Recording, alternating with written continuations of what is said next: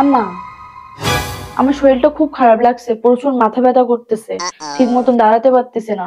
আপনি যদি আমার দুপুরের কাজে একটু সাহায্য করতেন তাহলে খুব ভালো হয়। আমার এই শরীর নিয়ে কি তুমি রান্না করতে বলতেছো? না আম্মা, রান্না করতে বলতেছি না, যদি অন্য কোনো কাজে সাহায্য করতেন তাহলে খুব ভালো হতো।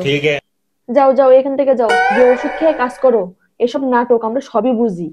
রান্না বাড়া শেষ করে সবাইরে খেতে দিয়ে গোসল করে তারপর শুয়ে থাকবা।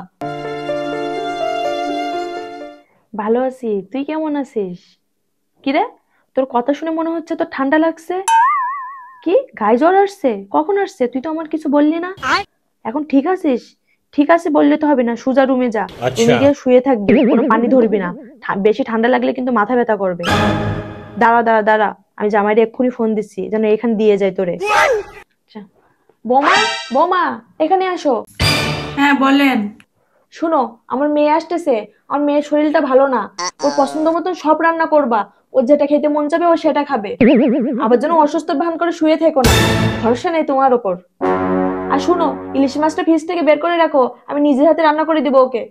ইলিশ মাছটা যখন আপনি রান্না করতে পারবেন তাহলে সব রান্না আপনিই করেন। আমি এখন আর রান্না করতে পারবো না, আমি এক্ষুনি বাপের বাড়ি চলে যাচ্ছি। কেন? এখন আবার কিসের বাপের বাড়ি? আমার শরীরটা খারাপ তো, তাই আমার মা ফোন দিছিল, যেতে বলছে। মা ফোন দিলে কি যাওয়া লাগবে নাকি? এত যখন দরদ তখন মেয়ে বিয়ে দিছিল কেন? নিজের কাছে রাখতো। আপনার মেয়ে অসুস্থ হলে সাথে সাথে আসতে বলেন, তাহলে আমার মা কেন যেতে বলবে না?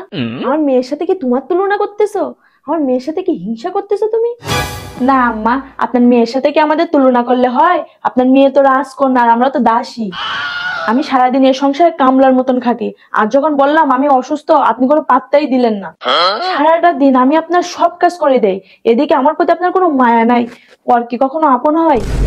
আপনি আমাকে আপন না ভাবলে আমি কেন আপনাকে আপন ভাববো? যান, নিজেরটা নিজে করেন, যান।